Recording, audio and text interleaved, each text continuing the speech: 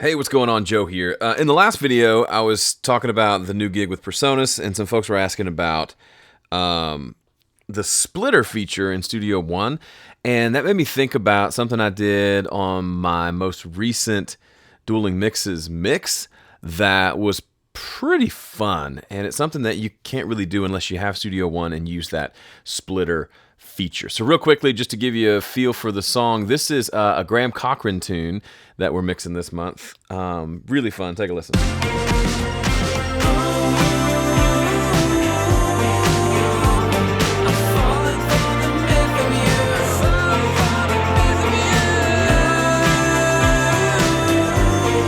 So that's my mix. Lots of effects happening. But one thing I did on my Mixy Mix bus was this, and it was, I wanted to use, okay, let me rewind for a second. So there's this idea of if you want to have a nice big low end in your overall mix, and you want to do some compression on your mix bus, but you also want to make sure the low end comes through. If it's like a low end heavy song, maybe it's got a little more like heavy kick drum type stuff like this.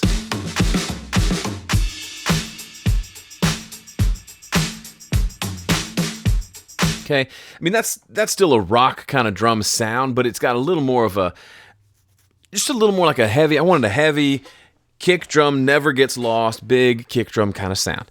And what happens is, if you put bus compression on and the kick drum's really loud, that kick drum, due to the fact that it's got a lot of volume and then low frequencies have a lot of energy, it's gonna trigger the compressor and you'll get a lot of pumping. Right?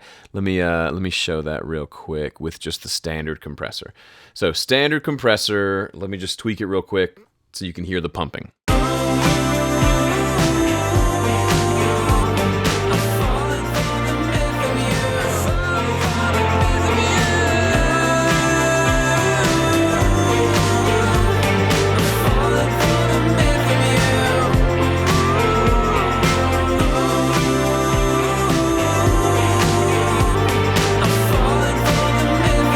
So when he sings, sorry, those effects are crazy. When he sings Fallen, kind of on the downbeat, the kick drum goes boom, which makes the compressor go, and then the first part of where he sings Fallen gets turned down. So it sounds like he's singing, instead of singing, Falling for the myth of you, it sounds like, Falling for the myth of, like it's got somebody pulled the fader down on that vocal for that one little section. That's a little exaggerated, but that's the idea. That's the pumping that's happening. Let me play it again.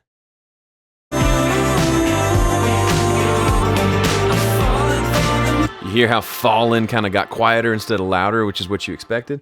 That's what's happening. That's the kind of thing. So you can get some heavy compression, but then you're going to have a lot of pumping, which isn't necessarily bad. It's just a thing that happens. You hear it a lot, that kind of stuff in a more modern kind of electronic music, that pumping is a part of the sound. But maybe you don't want that. You want the kick drum to come through and you want everything else to get compressed. Well, that's when I just shouldn't have removed that plugin. Undo, there we go. Undo now brings plugins back, which is cool. One thing I've shown in previous videos is you could use this internal sidechain dealy bob here, where you can filter out the low end. So if we listen to it, this is what the compressor is listening to if we set it like this.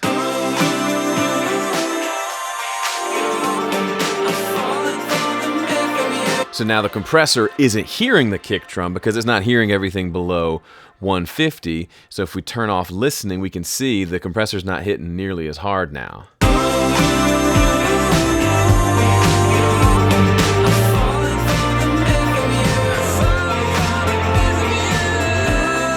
Now it's a lot more driven. The compression itself is a lot more driven by things like the vocal and the snare drum than the kick drum, which kind of allows you to have a little bit bigger of a kick drum.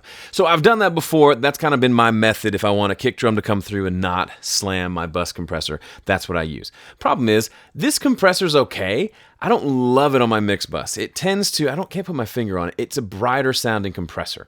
Not bad, just brighter, and doesn't have some of that warm mojo that like the compressors that are over in the fat channel have. But the trade-off is these compressors over in the fat channel don't have that roll-off thing. They have this key filter that kind of says a specific frequency to listen to. I didn't want that. I just wanted this compressor to work on everything but the lows, Well, guess what? There's still a way to do that, and you can use any compressor plugin. You can go get UAD plugins with their emulations. You can get any compressor plugin you want, and you can use it on here because of the splitter. So if you've seen this before, this is a cool feature. If you click on this little jobber up here in your plugin window, it opens this up. You can insert a splitter, and there's a couple different ways that it works, but this particular splitter is splitting the signal evenly left and right. So we're doing, I'm sorry, it's not. Normal is evenly left and right, where it's like parallel processing, which is another great way to use it.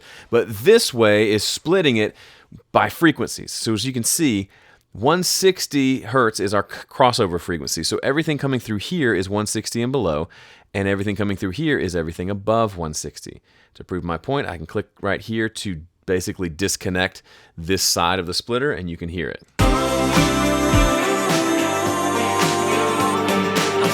And then if I click over here, so what's happening? The whole mix is coming through here. The lows are going here. The highs are, everything else is going here and going through this plugin. What does that mean? That means I've got this cool British compressor only compressing everything above 160, and everything below gets to come through unscathed. So here's what that sounds like. Now look what happens if I go nuts and aggressive with the compression over here. Listen to how the kick drum doesn't really change.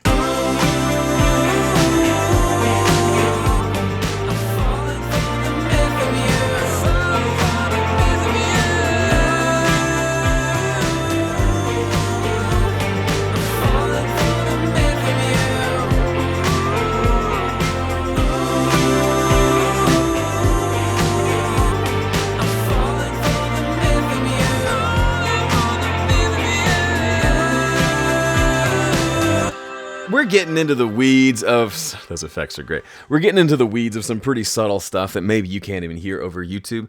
But basically, as I was messing with those settings on the screen, the low end, the kick drum stuff didn't really change. I mean, the relative balance changed a little bit as I was messing with the makeup gain, but those lows basically ended up going through untouched. So I just wanted to show that to you, not so much to say, hey, go do this exact thing, but more just to say, hey, you've got this really powerful tool to split things by frequencies that you shouldn't use all the time. It shouldn't be something you're doing all over the place and making things worse, because that, people who go nuts with multi-band compression can do that. But imagine, like, I could put a different compressor on the lows than the highs, or I go vice versa. I could just compress the lows and leave the highs alone. But the difference between this and multi-band compression, which would be the next obvious question to ask, is you can use any compressor in this scenario.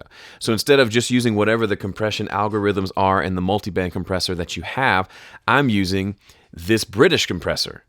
So emulation of whatever sound that I want is touching 160 and above, and I could put maybe a different, a FET compressor on the lows or something like that. That starts to get into experimental territory that to me feels more like science than music, but this to me is interesting and musical. Did it make or break the mix? No. Would this have sounded good if I had just run the whole mix through this instead of splitting it up? Yeah, that'd be fine. But think about setting this up earlier, and then I can come in here in my mix and I can maybe push the kick drum up, knowing that it's not going to go over here to the end of my mix and make my mix bus compression go nuts.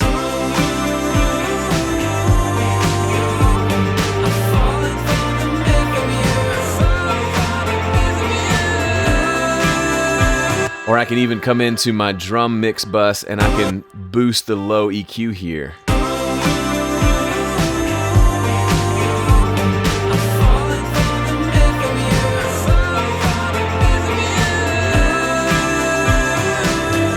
Which is a little too much. It sounded kind of cool, but those lows are now passing all the way through the mix untainted, because they're not going to hit, run into this traffic cop over here who's going to go in and slam them back down and also create all that pumping in the mix. So this is more advanced stuff. You don't have to do this ever in your mix, and you can get great mixes. But it's one of those things that's worth exploring, especially if you're a Studio One user and you're looking for different ways to approach mixing. You might come up with some really cool sounds by doing this.